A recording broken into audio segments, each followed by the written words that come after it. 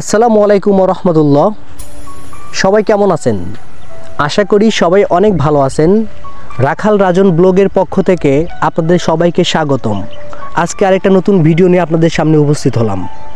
এখন অগ্রহায়ণ মাস চলে বাংলার। ধান কাটার সময় প্রায় শুরু হয়ে গেছে। আমাদের এখানকার ধান প্রায় জমিতে প্রায় সব জমিতে ধান এরকম পেকে গেছে। খুব তাড়াতাড়ি ধান কাটা শুরু করবো ইনশাআল্লাহ।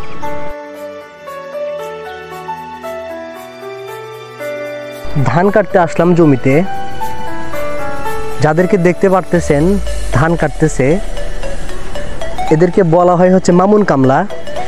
মামুন কামলা মানে হচ্ছে আপনার শখের কামলা, মানে শখ করে কাজ করতে গেছে।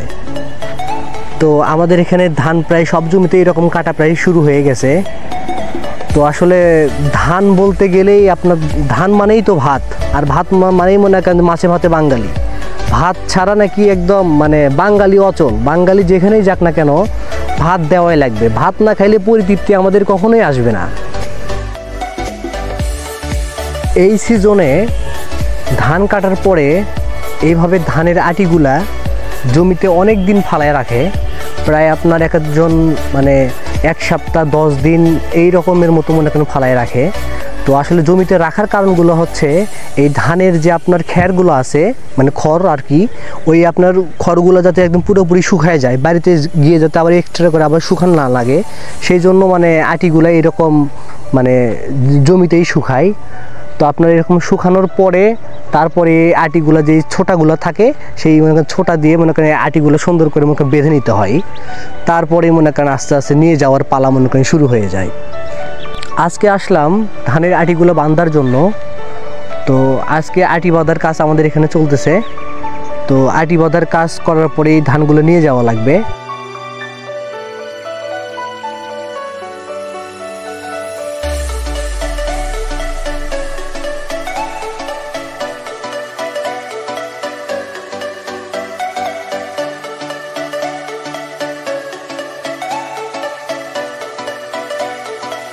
এই যে বাঁশের তৈরি যেটা দিয়ে আমরা এই ধানগুলো মনে করেন বহন করি, এই বাঁশের তৈরি এই জিনিসটার নাম আমাদের এখানে এটার নাম হচ্ছে ব্যাং।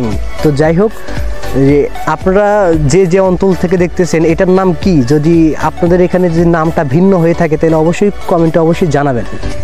আমাদের এখানে আগে মানে প্রাচীনকাল থেকে যেটা আসতেছে সেটা হচ্ছে এখন হয়তো বা ভ্যান গাড়ি এগুলো হওয়াতে মানে মানুষ এই আটিগুলো আসলে ভ্যানত করে আনে। কিন্তু আগে থেকেই না এই যে ব্যাঙের একটা ব্যবহার, এইভাবে করে আটি আগে থেকে নিয়ে যায়, আমরা এইগুলাই দেখতাম।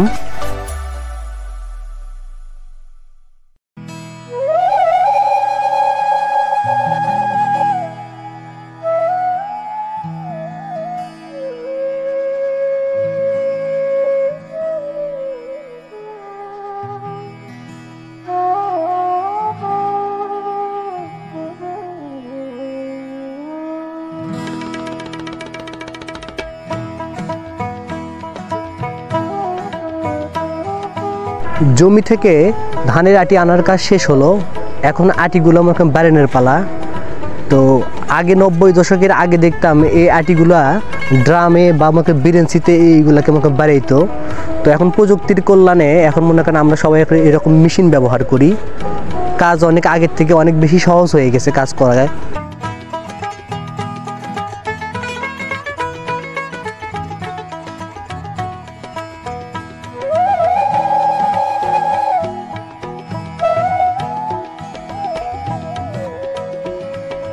এখন ধান সিদ্ধ করার কাজ চলতেছে। সিদ্ধ করার পরে এই ধানটা রোদে শুকানো হবে।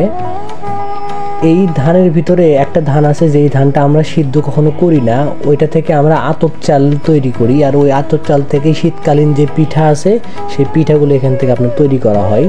ওই ধানটা আপনার সিদ্ধ করা হয় না, শুধু ভাত রান্না করে খাওয়ার যে চালটা ওইটা সিদ্ধ করা লাগে।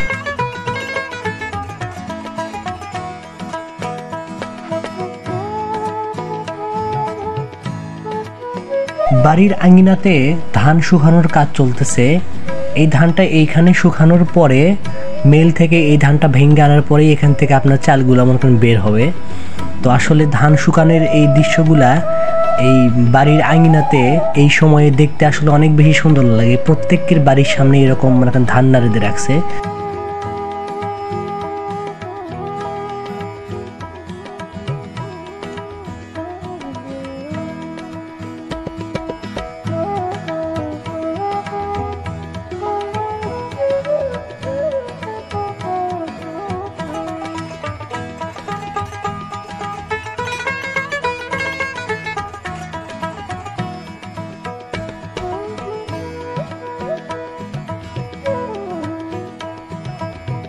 ধান কাটার পরে যেই খড়গুলা পাওয়া যায় সেই খড়গুলা এইভাবে স্তূপ করে রাখে, সারা বছরের জন্য মজুত করে রাখে আপনার গরুর খাবারের জন্য। আমাদের এখানে আঞ্চলিক ভাষায় এটাকে বলা হয় হচ্ছে আপনার পলের পালা। তো চলেন দেখি পলের পালা কিভাবে দেওয়া হয়।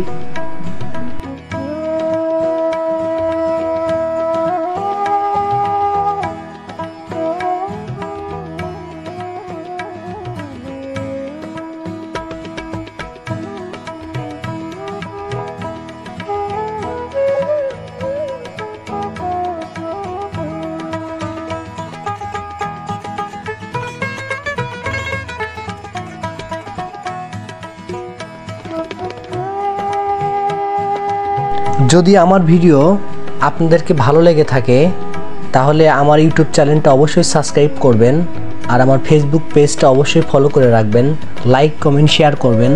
আবার দেখা হবে নতুন কোনো এক ভিডিওতে।